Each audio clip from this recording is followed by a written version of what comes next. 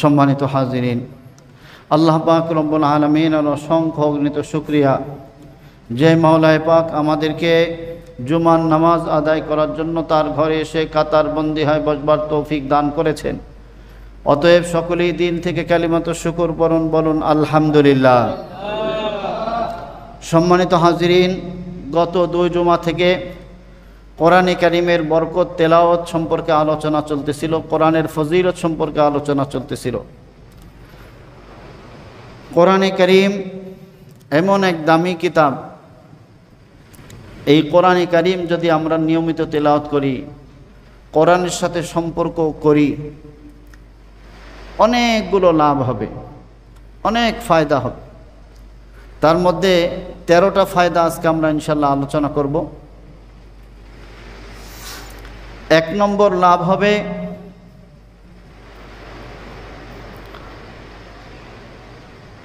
কোরআনে কারীম যিনি তেলাওয়াত করবেন, কোরআনের সাথে যার সম্পর্ক হবে, যারা কোরআনওয়ালা হবে, আল্লাহ পাক রব্বুল আলামিন তাদের প্রতিদানকে বাড়ায় দিবেন এবং আল্লাহ পাক রব্বুল আলামিন তাদের মর্যাদাকে উঁচু করতেই থাকবেন। বলেন সুবহানাল্লাহ।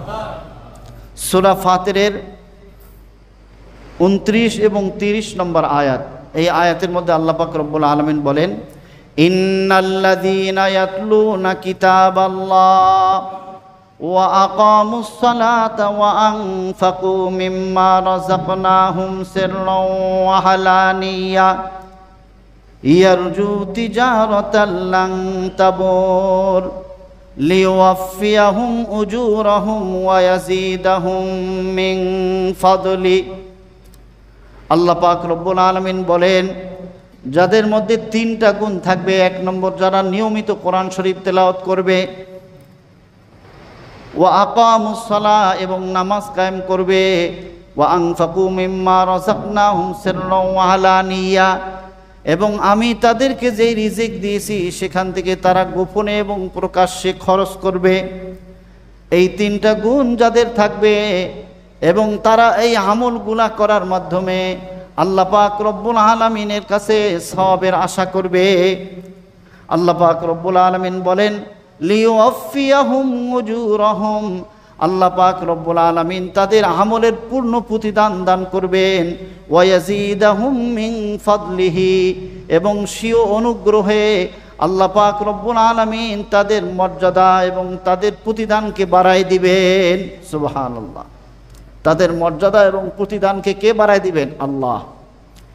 আল্লাহ পাক রব্বুল আলামিন প্রমিস করতেছেন, ওয়াদা করতেছেন, কমিটমেন্ট করতেছেন যে যাদের মধ্যে এই 3টা গুণ থাকবে, কোরআন শরীফ তেলাওয়াত করবে, নামাজ কায়েম করবে এবং আমার দেওয়া রিজিক থেকে গোপনে এবং প্রকাশ্যে, গোপনে এবং প্রকাশ্যে, তাহলে বোঝা গেল দান দোনোটাই কোরআন হাদিস দ্বারা প্রমাণিত। সিররান ওয়া আলানিয়া, প্রকাশ্যে এবং গোপনে। গোপনে দান এটাও ফজিলতের, আবার কোনো কোনো ক্ষেত্রে প্রকাশ্যে দান এটাও ফজিলতের। এজন্য দোনো প্রকারে দান করব। কোনো কোনো সময় প্রকাশ্যে দান করার সওয়াব বেশি, কারণ আপনি প্রকাশ্যে দান করলে আপনার দেখা দেখি আরও মানুষ উদ্বুদ্ধ হইয়া যদি আরও 20 জন মানুষ দান করে, তাহলে আপনার উদ্বুদ্ধ করার কারণে যে তারা দান করলো, আপনি এগুলোরও সওয়াব পাবেন। আবার কোনো কোনো ক্ষেত্রে যদি অহংকার এসে যায়, সেখানে আবার গোপনে দান করা। এজন্য আল্লাহ বললেন, ওয়া আনফিকু মিম্মা রাযাকনাহুম সিররান ওয়া আলানিয়া, আমি তাদেরকে যে রিজিক দিয়েছি সেগুলো থেকে তারা গোপনে এবং প্রকাশ্যে খরচ করে। ইয়ারজু তিজারাতাল লান তাবুর, এবং তারা এই ব্যবসার দ্বারা অনেক সওয়াব আশা করে। আল্লাহ বলেন, লিওয়াফিয়াহুম উজুরাহুম ওয়া ইয়াজিদাহুম মিন ফাদলি। এটা হলো 1 নম্বর প্রতিদান। 2 নম্বর, কোরআনওয়ালাদেরকে আল্লাহ পাক রব্বুল আলামিন, সে যদি গরিবও হয়, কোরআনওয়ালা একদম লো কোয়ালিটির মানুষ, একদম নিম্ন শ্রেণীর মানুষও যদি কোরআনওয়ালা হয়, আল্লাহ পাক রব্বুল আলামিন তার দামকে বাড়ায় দিবেন। বলেন সুবহানাল্লাহ। হাদিসের মধ্যে একটা ঘটনা পাওয়া যায়, হযরতে ওমরে ফারুক রাদিয়াল্লাহু তাআলা আনহুর খেলাফত আমলে হজরতে ওমরে ফারুক রাদিয়াল্লাহু তাআলা আনহু তো সারা অর্ধ জগতের বাদশা ছিলেন। তো হজরত ওমরে ফারুক রাদিয়াল্লাহু তাআলা আনহুর খেলাফত আমলে উনি মক্কার শাসক নির্বাচন করেছিলেন রাফে ইবনে আব্দুল হারিস রহমতুল্লাহি আলাইহি। তো একদিন হজরত ওমরে ফারুক রাদিয়াল্লাহু তাআলা আনহুর সাথে রাফে ইবনে আব্দুল হারিসের সাক্ষাৎ হয়। লাকিয়া উমারা ওসফারা, হজরত রাফে ইবনে আব্দুল হারিস একদিন ওসফার নামক স্থানে হজরত ওমরে ফারুক রাদিয়াল্লাহু তাআলা আনহুর সাথে ওনার সাক্ষাৎ হয়। সাক্ষাৎ হইলে বিভিন্ন হাল পুরসি করার পরে হজরতে ওমরে ফারুক রাদিয়াল্লাহু তাআলা আনহু জিজ্ঞাসা করলেন যে তুমি এই এলাকার শাসক, যেমন একটা আমাদের বর্তমান যেহেতু কাউন্সিলর নাই, দেখবেন প্রশাসক আছে, মানে এক এক এলাকার একজন প্রতিনিধি নির্ধারণ করে দেওয়া আছে। তো হজরতে ওমরে ফারুক রাদিয়াল্লাহু তাআলা আনহু বললেন তুমি এই এলাকার প্রশাসক কাকে নির্বাচন করেছো? উনি বললেন, হজরতে রাফি ইবনে আব্দুল হারিস বললেন ইবনু আবজাকে আমি এই এলাকার শাসক নির্বাচন করেছি, যিনি একজন আজাদকৃত গোলাম। হজরতে ওমরে ফারুক রাদিয়াল্লাহু তাআলা আনহু বললেন ব্যাপার কি, তুমি একজন গোলামকে, যে আজাদকৃত গোলামকে শাসক নির্বাচন করেছো, কারণটা কি? তখন রাফি ইবনে আব্দুল হারিস রহমতুল্লাহি আলাইহি হজরত ওমরে ফারুক রাদিয়াল্লাহু তাআলা আনহুকে বলেন যে আমিরুল মুমিনিন, তার মধ্যে 3টা গুণ আছে, যদিও সে আজাদকৃত গোলাম কিন্তু তার মধ্যে 3টা গুণ আছে। এই 3টা গুণ দেখে আমি তাকে এই এলাকার প্রশাসক নির্বাচন করেছি, নিয়োগ দিয়েছি। কি গুণ? উনি বলেন আন্নাহু কারিউন লিকিতাবিল্লাহ, সে কোরআন শরীফ ভালো তেলাওয়াত করতে পারে। বলেন সুবহানাল্লাহ। কোরআন শরীফ ভালো তেলাওয়াত করতে পারে, এজন্য আমি তাকে এই এলাকার প্রশাসক নির্বাচন করেছি। আর বর্তমান সময়ে যারা কোরআন পড়তে পারে না, কোরআনের সাথে যাদের কোনো সম্পর্ক নাই, সূরা ফাতিহা সঠিকভাবে পড়তে পারে না, ওরা হয় এলাকার প্রশাসক। উনি বলেন যে উনি কোরআন শরীফ সুন্দর করে তেলাওয়াত করতে পারেন, যাতে করে কোরআন এলাকার মধ্যে ছড়ায় দেয়, মানুষকে কোরআনের প্রতি উদ্বুদ্ধ করে, নিজেও পড়ে, মানুষকে পড়ানোর ব্যবস্থা করে। এজন্য তার এই গুণটা আমি দেখেছি। 2 নম্বর,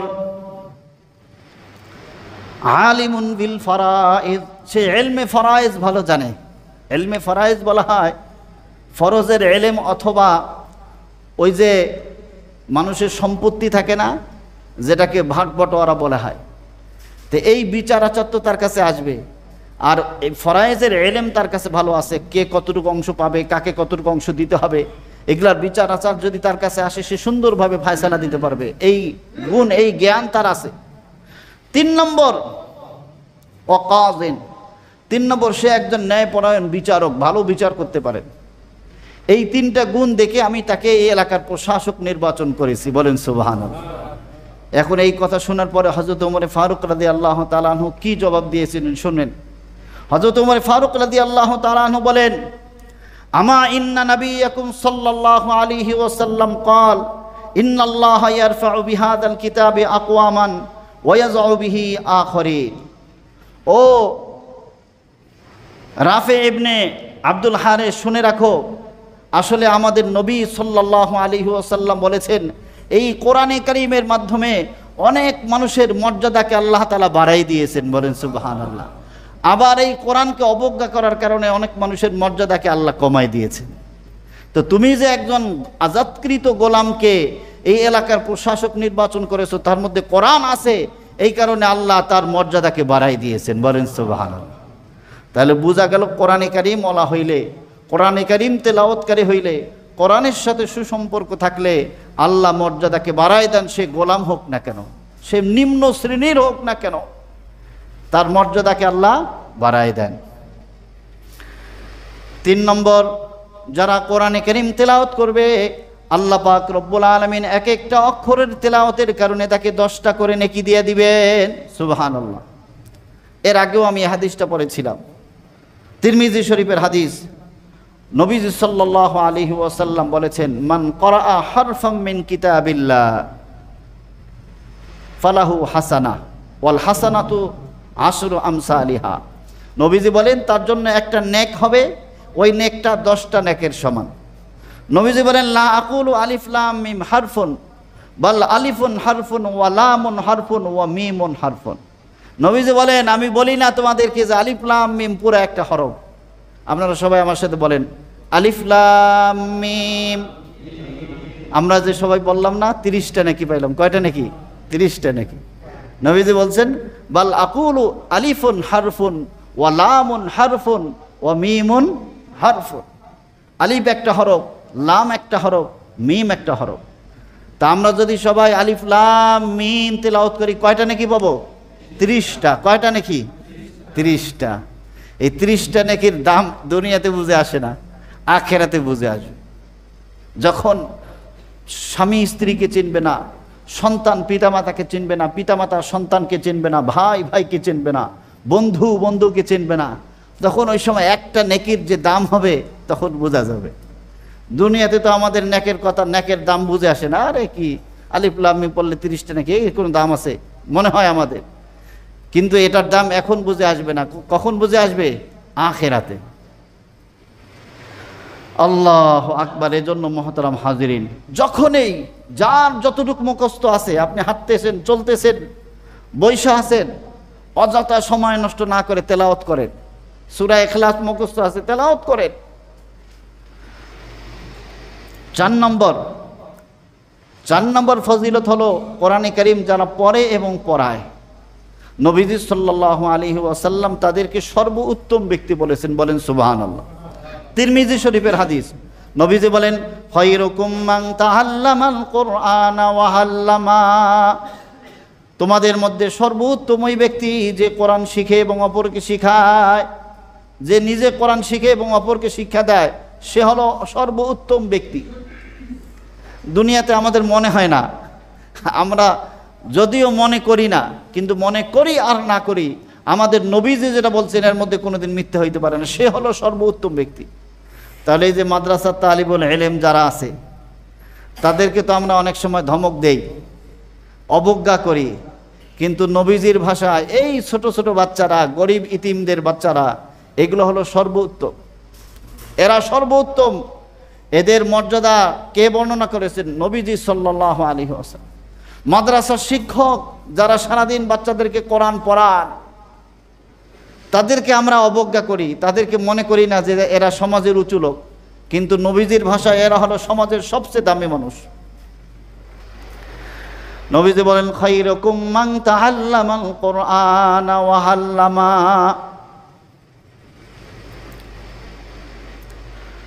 5 নম্বর লাভ নবীজি সাল্লাল্লাহু আলাইহি ওয়াসাল্লাম, খুব মন দিয়ে শুনবো। 5 নম্বর লাভ, নবীজি সাল্লাল্লাহু আলাইহি ওয়াসাল্লাম কোরআন পড়নেওয়ালার উদাহরণ দিয়েছেন, যারা কোরআন পড়ে। নবীজি বলেন যে ব্যক্তি কোরআন পড়ে, মাসালুল মুমিনিল্লাযী ইয়াকরাউল কুরআনা কামাসালিল উতরুজ্জাহ। নবীজি বলেন যারা কোরআন পড়ে তাদের উদাহরণ হলো, যেই সমস্ত মুমিন কোরআন শরীফ পড়ে তারা হলো কমলা লেবুর মতো। কমলা লেবুর এই জাতীয় একটা ফলের মতো। কমলা লেবু আপনারা সবাই খান, এটার ঘেরানও আছে, স্বাদও আছে। ঘেরানটা ভালো লাগে না? কমলার ঘেরান, আবার এটার স্বাদও অনেক। তো নবীজি বলেন যেই সমস্ত মুমিন কোরআন জানে, কোরআন পড়ে, এদের উদাহরণ হলো কমলা লেবুর মতো। রিহুহা তাইয়িবুন ওয়া তা'মুহা তাইয়িবুন। এগুলার ঘেরানও ভালো, স্বাদও ভালো। তো যারা, যে সমস্ত মুমিন কোরআন শরীফ পড়ে, মুমিন তো এমনিই তার ঘেরান আছে, আবার কোরআন শরীফ পড়ে, তাহলে তার ঘেরানও উত্তম, আবার তার স্বাদও উত্তম। সে দোনো দিক দিয়া পারফেক্ট মুমিন। তার দুইটা গুণ আছে, তার ঘ্রাণও আছে, আবার তার স্বাদও আছে। নবী বলেন ওমাসালুল মুমিনিল্লাযী, আর যেই সমস্ত মুমিন লা ইয়াকলাউল কোরআন, যে মুমিন কোরআন পড়ে না, তার উদাহরণ হলো কামাসালি তামার, খেজুরের মতো। খেজুর, রাসূল করিম সাল্লাল্লাহু আলাইহি ওয়াসাল্লাম বলেন যে খেজুর হলো, তারা ঘেরান নাই কিন্তু মিষ্টি আছে। খেজুরের কোনো ঘেরান নাই কিন্তু মিষ্টি আছে, স্বাদ আছে। লা রিহা লাহা ওয়ালা ওয়া তা'মুহা হুলবুন, এই খেজুরের কোনো ঘেরান নেই কিন্তু খেজুরের স্বাদ আছে। এটা হলো 2 নম্বর মুসলমান, যারা কোরআন শরীফ পড়ে না। মুমিন হিসাবে তার ঘ্রাণ নাই কিন্তু স্বাদ আছে। আর যে সমস্ত মুমিন কোরআন শরীফ পড়ে তার ঘেরানও আছে, স্বাদও আছে।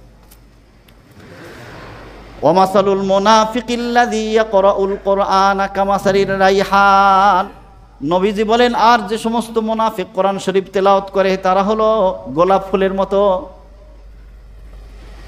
রিহুহা তাইয়িবুন ওয়া তা'মুহা মুররুন, নবীজি বলেন তার ঘ্রাণ খুব ভালো কিন্তু তার স্বাদ নাই, তিক্ত।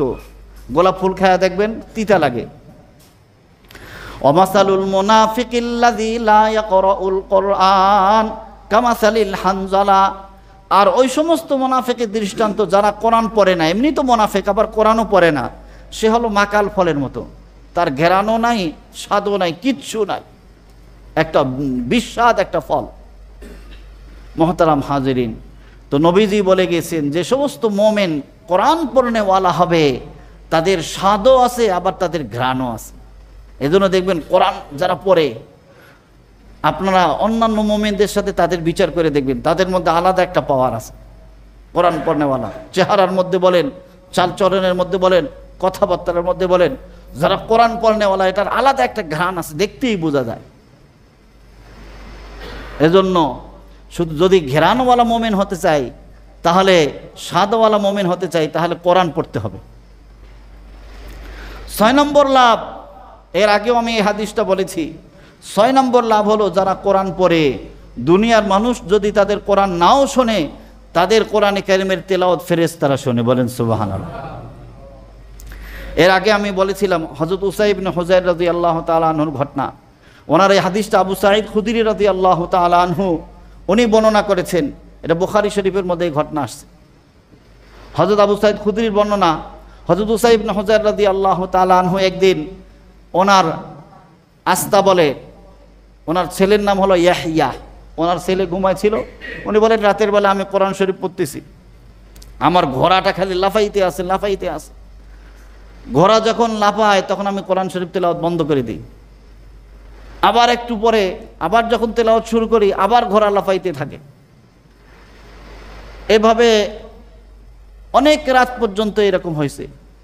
পরে আমি কোরআন শরীফ তেলাওয়াত বন্ধ করে দিয়েছি। আমার ছেলে ইয়াহিয়া ঘুমাইতেছে, যদি ঘোড়াটা লাফাইয়া তার গায়ের উপর পড়ে তো সে তো মারা যাবে, এজন্য আমি কোরআন শরীফ তেলাওয়াত বন্ধ করছি। বন্ধ করার পরে হঠাৎ করে আমি আকাশের দিকে তাকাই, দেখি যে একটা মেঘমালা, মেঘমালার মধ্যে অনেকগুলো আলো উপরের দিকে উঠে যাইতেছে। হঠাৎ করে দেখতে দেখতে দেখতে মেঘমালাটা উপরে উঠে গেল, আলোগুলোও চলে গেল। পরের দিন আমি রসুল করিম সাল্লাল্লাহু আলাইহি ওয়াসাল্লামের নিকট গেলাম ফজরের নামাজের পরে। নবীজিকে বললাম, ইয়া রাসূলুল্লাহ, ইয়া হাবিবাল্লাহ, গতকাল তো আমি কোরআন শরীফ তেলাওয়াত করতেছিলাম আর ঘোড়া লাফাইতেছিল। নবীজি বলেন, উসাইদ তুমি কেন পড়লা না? বলি, ইয়া রাসূলুল্লাহ পড়ছি তো, আবার পড়ছি, আবার ঘোড়া লাফাইছে। তুমি কেন কোরআন শরীফ পড়লা না? বলে, ইয়া রাসূলুল্লাহ একটু পরে আবার পড়ছি।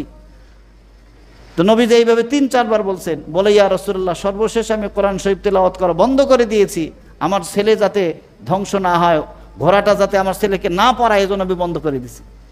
বলে, বন্ধ করার পরে? বলে, ইয়া রাসূলুল্লাহ আমি দেখছি একটা মেঘমালা আমাদের মাথার উপর ছিল, সেখানে অনেকগুলো ছোট ছোট আলো ছিল, ওগুলো উপরের দিকে উঠে যাইতেছে। তো নবীজি সাল্লাল্লাহু আলাইহি ওয়াসাল্লাম বলেন, দেখো ওই মেঘমালার মধ্যে ফেরেশতারা ছিল, আসমান থেকে তোমার কোরআন শরীফ তেলাওয়াত শোনার জন্য আসছিল। বলেন সুবহানাল্লাহ। তোমার কোরআন শরীফ তেলাওয়াত শুনতেছিল। তুমি যদি কোরআন শরীফ পড়তেই থাকতা তাহলে মদিনার সমস্ত লোক আজকে ফেরেশতাদেরকে দেখতে পারতো। বলেন সুবহানাল্লাহ। কোরআন শরীফ যদি পড়তেই থাকতা। এজন্য কোরআন শরীফ পড়লে দুনিয়ার মানুষ শুনুক আর না শুনুক, কে শুনে? ফেরেশতারা শুনে। তাহলে আমাদের কোরআন শরীফ তেলাওয়াতের সাক্ষী ফেরেশতারা হবে। এজন্য একা একই নির্জনে বসে বসে কোরআন শরীফ তেলাওয়াত করতেই থাকে। এটা লাভ এখন বুঝে আসবে না, আখিরাতে বুঝে আসবে। 7 নম্বর কোরআন শরীফ তেলাওয়াতের 7 নম্বর লাভ হলো, কোরআন শরীফের তেলাওয়াতকারীর মর্যাদা শুধু মরার আগে না, মরার পরেও। দুনিয়াতে মরার পরে দুনিয়াতেই লাভ। কীরকম হাদিসের মধ্যে পাওয়া যায়, উহুদের সুহাদা যারা ছিল, উহুদের যুদ্ধে ৭০ জন মুসলমান শহীদ হয়েছিলেন। মুসলমানদের এত করুণ অবস্থা ছিল। আমরা তো এখন মুসলমান আলহামদুলিল্লাহ, মালওয়ালা মুসলমান, আর সাহাবা একরাম মুসলমান ছিলেন পাক্কা, কিন্তু মাল ছিল না। উহুদের শহীদরা যখন শহীদ হয়ে গেল, নবীজি সাল্লাল্লাহু আলাইহি ওয়াসাল্লাম এক একটা কাপড়ের মধ্যে কাপড় জমা করছেন, এক একটা কাপড়ে 2 জন করে শহীদকেই পেঁচাইতেছে, কারণ কাপড়ের সংকট। এখন বলতে পারেন হুজুর কাপড়ের সংকট, কাপড় কিনবে টাকা নাই, এজন্য এক একজন এক একটা কাপড়ের মধ্যে 2 জন করে রাসূল করিম সাল্লাল্লাহু আলাইহি ওয়াসাল্লাম পেঁচানোর নির্দেশ দিতেছে। নির্দেশ দেওয়ার পরে যখন কবরে রাখবেন, তখন কাকে আগে কবরে রাখা হবে? নবীজি বলেন, আইয়ুহুম আকসারু আখজাম বিল কোরআন, ও সাহাবা একরাম, এদের মধ্যে কোরআন বেশি কে পারে? তো সাহাবা একরাম যদি বলতেন যে ইয়া রাসূলুল্লাহ, এই লোকটা বেশি কোরআন শরীফ পারত, কদ্দামাহু ফিল লাহদি, নবীজি সাল্লাল্লাহু আলাইহি ওয়াসাল্লাম তখন কবরের মধ্যে ওই সাহাবীকে আগে রাখতেন। বলেন সুবহানাল্লাহ, যে কোরআন বেশি জানত। তাহলে নবীজি কোরআন পড়নেওয়ালাকে মরার পরেও, এমনি তো শহীদ দামি, যারা শহীদ হয়েছে উহুদের যুদ্ধে তারা তো এমনিই দামি। যারা হজে যান আপনারা দেখবেন, শুহাদায়ে উহুদদেরকে আপনারা দেখতে যান, তাদের কবর জিয়ারত করতে যান, উহুদের ময়দানের পাশেই তাদের কবরগুলো আছে। তো নবীজি সাল্লাল্লাহু আলাইহি ওয়াসাল্লাম যেই সাহাবী বেশি কোরআন জানতেন তাকে কবরে আগে রাখছেন, তার মর্যাদা দিয়েছেন। তাহলে বোঝা গেল শুধু মরার আগে মর্যাদা না, মরার পরেও মর্যাদা, মর্যাদার শেষ নাই। যারা কোরআন পড়ে, আল্লাহ পাক রব্বুল আলামিনের হাবিব রাসূল করিম সাল্লাল্লাহু আলাইহি ওয়াসাল্লাম এভাবে তাকে মর্যাদান্বিত করেছেন, সম্মানিত করেছেন। 8 নম্বর, কোরআন পড়নেওয়ালা যারা কোরআন পড়বে তারা হলো আল্লাহর পরিবারভুক্ত লোক। মানুষের পরিবার থাকে না, আমার পরিবার যেমন আছে, আমাদের সকলের পরিবার আছে, আমাদের স্ত্রী আছে, সন্তান আছে, ভাই আছে, বাবা মা আছে, এরা হলো পরিবারের লোক। আর যারা কোরআন পড়নেওয়ালা, আল্লাহর তো পরিবার নেই, আল্লাহর ছেলে মেয়ে আছে, আল্লাহর স্ত্রী আছে, কিচ্ছু নাই, কিন্তু আল্লাহর পরিবার হলো যারা কোরআন পড়ে, তারা হলো আল্লাহর পরিবারের লোক। বলেন সুবহানাল্লাহ। নবীজি সাল্লাল্লাহু আলাইহি ওয়াসাল্লাম বলেন, ইন্না লিল্লাহি আহলিনা মিনান নাস। রাসূল করিম সাল্লাল্লাহু আলাইহি ওয়াসাল্লাম সাহাবা একরামের সামনে বললেন, ও আমার সাহাবা একরাম, লোকদের মধ্যে কিছু লোক আছে যারা আল্লাহর পরিবারভুক্ত। সাহাবা একরাম বললেন, মানহুম ইয়া রাসূলুল্লাহ, ও আল্লাহর রাসূল, কারা আল্লাহর পরিবারের লোক? কারা কারা আল্লাহর পরিবারের লোক আপনি একটু বলেন। ক্বালা রাসূলুল্লাহ সাল্লাল্লাহু আলাইহি ওয়াসাল্লাম, হুম আহলুল কোরআন ওয়া আহলুল্লাহি ওয়া রাসূল করিম সাল্লাল্লাহু আলাইহি ওয়াসাল্লাম বলেন, তারা হলো আহলুল কোরআন, কোরআনওয়ালা, যারা কোরআন পড়ে তারা হলো আহলুল্লাহ, আল্লাহর পরিবারভুক্ত, ওয়া খাসসাতু, এবং আল্লাহর বিশেষ লোক, আল্লাহর বিশেষ বান্দা। মানুষ বলে না, পরিচয় দেয় না, কয় আমি প্রধানমন্ত্রীর বিশেষ লোক,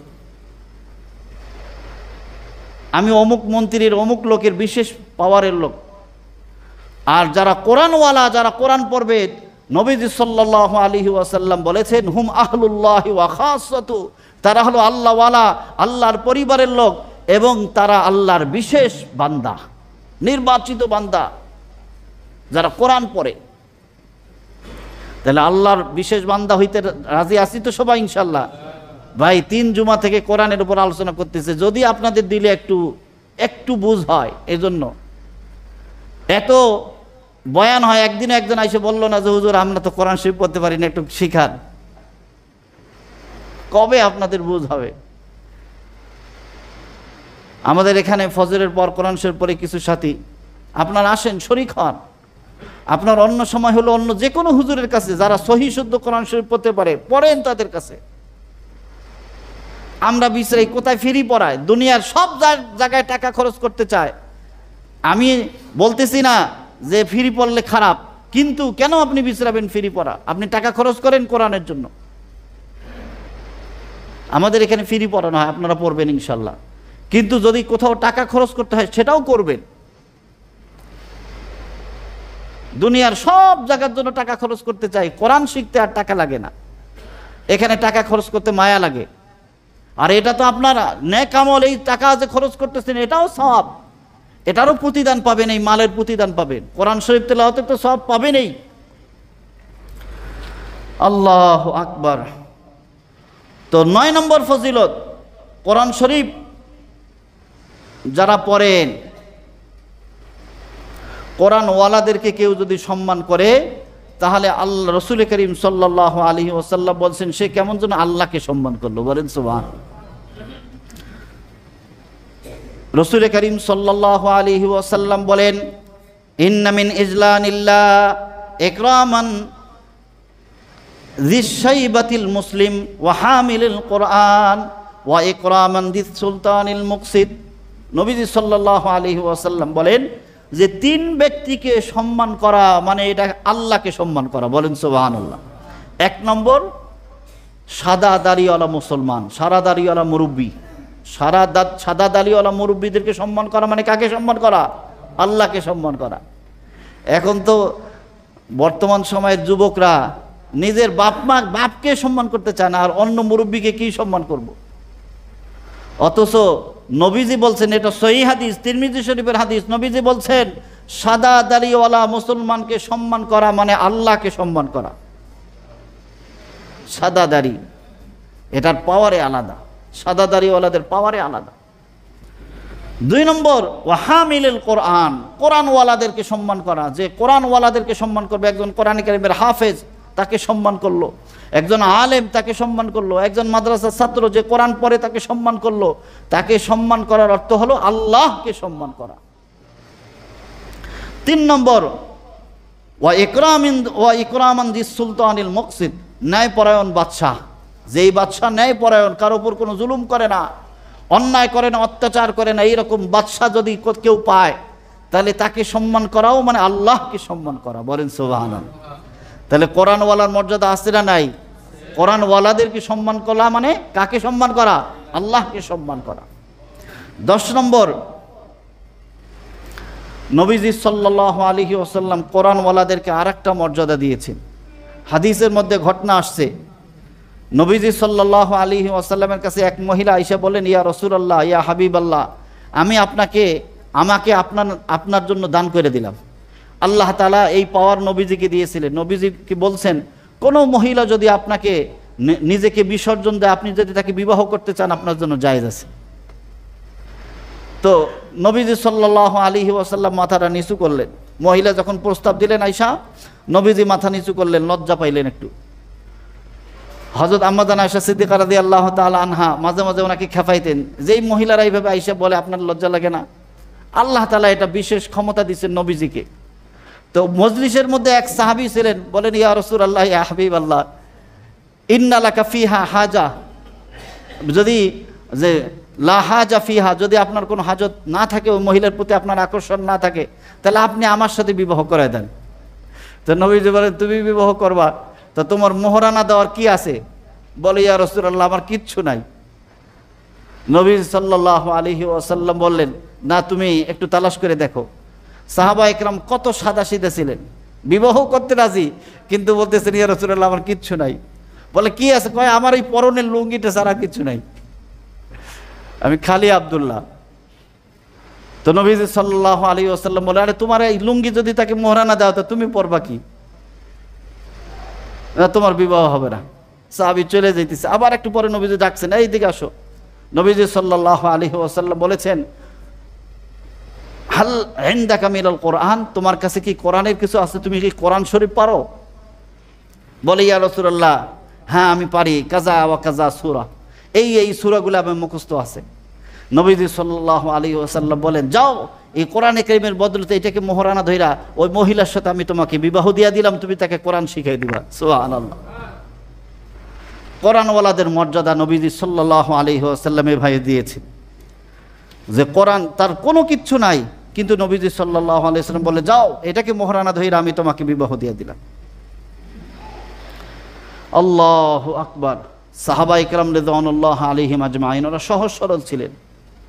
একদিন এক সাহাবী রাসূল করিম সাল্লাল্লাহু আলাইহি ওয়াসাল্লামকে আয়েশা বলতেছে, ইয়া রাসূলুল্লাহ, ইয়া হাবিবাল্লাহ, ইন্না শরাইয়া আল ইসলামে কদ কাসুরাত আলাইয়া, ইয়া রাসূলুল্লাহ, শরীয়তের এত যে হুকুম হাকাম এগুলা আমার জন্য অনেক কঠিন, তারপরেও আমি মানি।